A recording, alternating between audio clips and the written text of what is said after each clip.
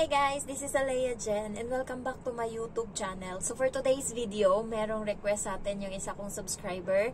Nakalimutan ko lang yung pangalan niya kasi hindi ko na screenshot. Pero ang sabi niya is mag-vlog daw ako about paano malalabanan yung homesick dito sa Hong Kong. Lalo yung mga first timer and may mga anak sa Pinas na naiwan. So for my experience, kailangan mentally, physically, and then emotionally ka dito prepared and fixed. Ayan. So, dito guys sa Hong Kong, wala kang kakampi kundi sarili mo. Yun parati yung iniisip ko. Kaya inaalagaan ko yung sarili ko. Chinecheck ko, okay ka pa ba self? Ayan. So, chinecheck ko siya kung kaya pa ba niya. Kasi, minsan dadating ka talaga sa point na parang habang naglilinis ka, lalo pag mag-isa ka lang parati sa bahay and naglilinis ka, maraming tumatakbo sa utak mo, lalo pag nagkukuskus ka, nasa CR ka, kahit saan, maiisip mo, worth it pa ba itong ginagawa ko? Lalo ako, wala akong asawa, walang anak. So, bakit ako nagtatrabaho? Bakit ako naghihirap dito? Bakit nagtitiis ako dito? Ayun parati yung question ko. Ayan, pero dahil love ko yung mama ko, love ko yung pamilya ko, kailangan ko to and love ko yung sarili ko kasi gastador ako. Kaya kailangan magsipag talaga ako kasi gastador ako.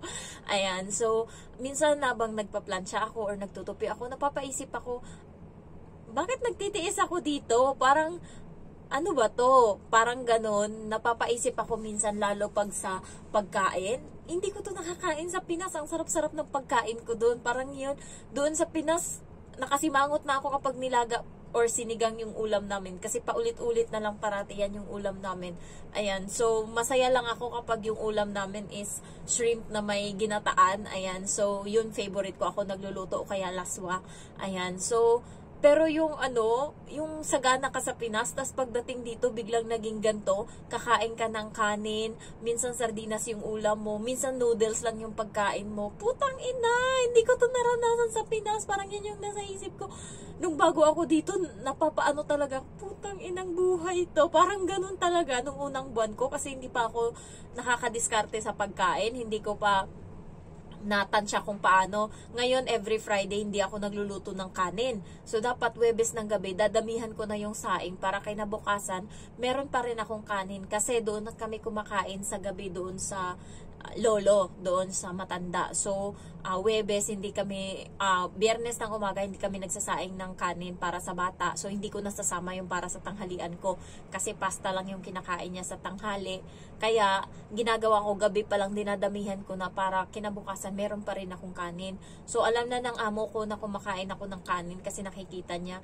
Nung nakaraan nga, ulam nila is chicken curry and ang dami. So, hindi nila maubos-ubos. Binigay niya sa akin, sabi niya, ulam mo yan sa tanghali bukas, baka gusto mo. Gumagamit sila guys ng serving spoon, lalo pagka sabaw. Sabaw kasi yun. Pero pagka yung mga gulay-gulay, ayan, sinachopstick lang nila ng kanila. Pero pagka mga sabaw-sabaw, mga sauce, ayan, ginagamitan nila yan ng serving spoon. Ayan, so, naano ko talaga, nung bago ako dito, naiiyak ako. Yung sardinas, kinakain ko yan sa Pinas.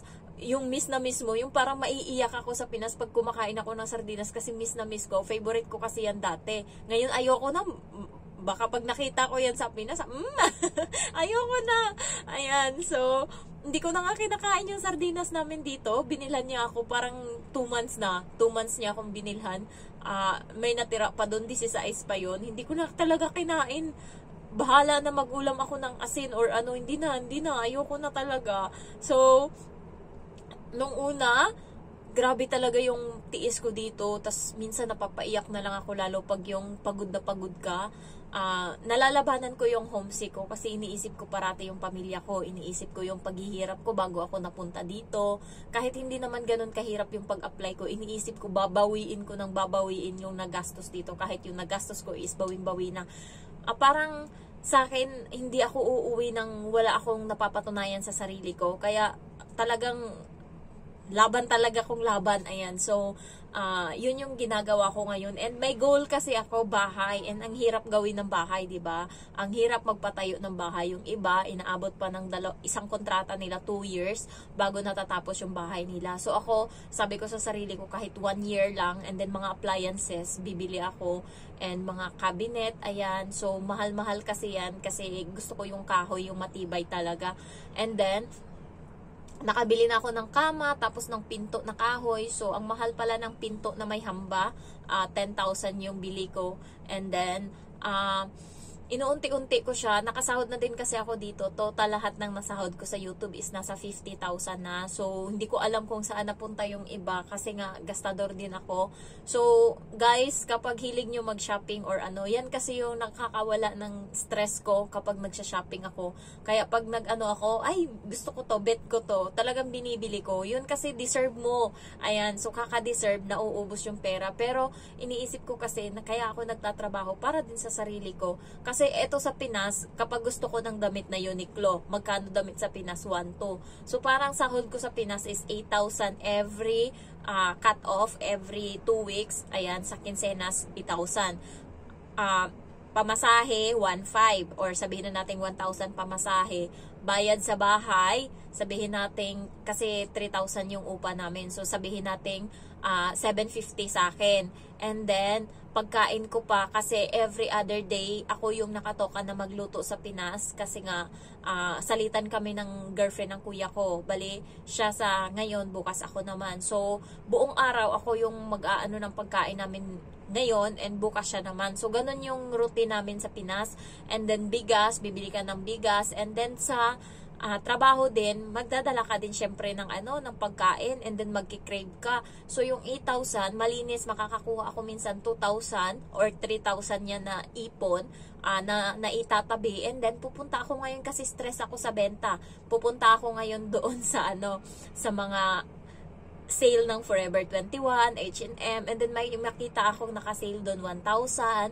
Ayan, ganyan. So mapapabili ako, and then wala nang naiipon. Unless dito sa Hong Kong, kapag gusto ko yung isang bagay, nakukuha ko siya agad by just sabihin ko, ay, bibilhin ko to ngayon, ay, bibilhin ko to sa sahod. So, ako, kapag may gusto ako, binibili ko, kaya, pa lang ako dito, 8 months, pero yung lagayan ko dito is punong-puno na, and sa taas meron na din nakalagay. So, pag pinalayas ako ng amo ko, siguro mga 2 malaking bag to, may maleta pa, may bag pa ako. So, ganun kadami na yung natabi ko dito or nagagamit ko.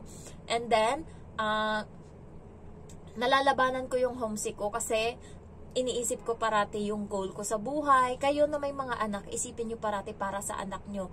2 years lang, mabilis lang yung yung buwan, kasi ako mag-8 months na ako, parang kailan lang, 'di ba? 8 months na ako. So, kakayanin nyo, meron akong subscriber, parang 2 weeks pa lang siya, 3 weeks or 1 month.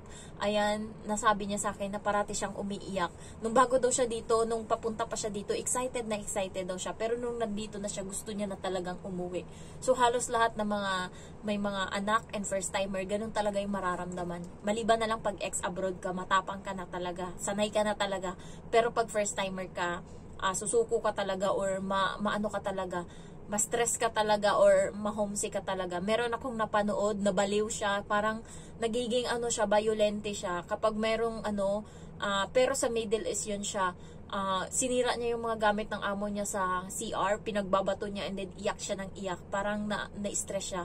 So ganun guys, kapag hindi nyo nakakayanan, ma-mentally talaga kayo, maano talaga kayo, pero parang magkaroon kayo ng, yung iba nagsasalita na, kasi kailangan kumain kayo, and at the same time pray kayo always. Ako nagpe-pray ako umaga, pagkagising ko, and then sa gabi. Nung bago ako dito, grabe ako mag-pray, nagte-thank you ako everyday kay God na ganto. Tapos parati akong nanonood sa YouTube, meron kasing homily si Father Gilbert, nakalimutan ko na, pero ang ganda ng mga niya, Katoliko siya, ang dami niyang mga sermon doon, ang gaganda. Kaya yun yung pinapanood ko para mas ma-motivate ako, and marami akong natutunan. Kahit nung nasa Pinas pa ako, siya parati yung pinapanood ko. Kasi maganda din na i-check mo spiritually yung sarili mo. Kasi kapag meron kang Panginoon, ang hirap mo tibagin. So parang ang lahat ng bagay is nakakaya mo, or iniisip mo kasi nandyan siya, and kasama mo siya parati sa lahat ng laban, kaya hindi ka na-stress, hindi ka na kaya ko to. So ganun ako parati, positive thinking ako dito.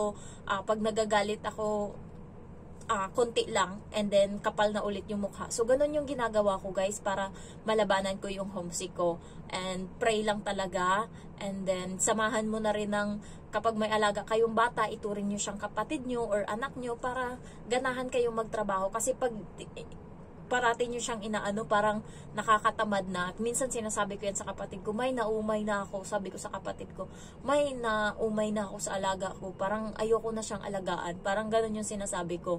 Tapos, ayun, mag-usap kami ng kapatid ko, tapos balikan ko uli yung mga pinaghirapan ko, yung pagod ko, laban na uli. So, ganun yung ginagawa ko. Minsan, guys, may pa yung bata. Tapos, nung umaray ako, inano niya kasi, ginano niya sa mukha ko, so umaray ako, sinigi niya ng sinigi, nagalit talaga ako, putang ina ka, kinuha ko yung pamaypay, and then, tinapon, binato ko talaga sa sobrang galit ko, and then, nag-usap kaming dalawa, galit na galit talaga ako. Sabi ko sa kanya, ayoko na makipaglaro sa'yo, salbahe ka na, sabi ko ganun sa kanya. Yung matanda nasa labas nagluluto, bahala sila dyan kung makinig nila doon sa bahay ng amo. Tapos sabi ko, nagsusumbong tong bata, pero sobrang galit ko na talaga. Sabi niya, kasalanan mo, tinapon mo yung pamaypay ko. Sabi ko, sino ba nauna? Diba inano mo ako, sinaktan mo ako, kaya ako tinapon? Tapos sabi niya, di sino una magsusorry? Sabi niya ganun. Di ikaw, sabi kong ganun sa kanya. Di ikaw na una, di ba? Ayun, nagsorry siya. Nagsorry din ako pagkatapos. Ayan. So, ngayon talaga, umiikli yung pasensya ko sa bata, lalo pag nananakit. Galit na galit talaga ako pag sinasaktan talaga ako.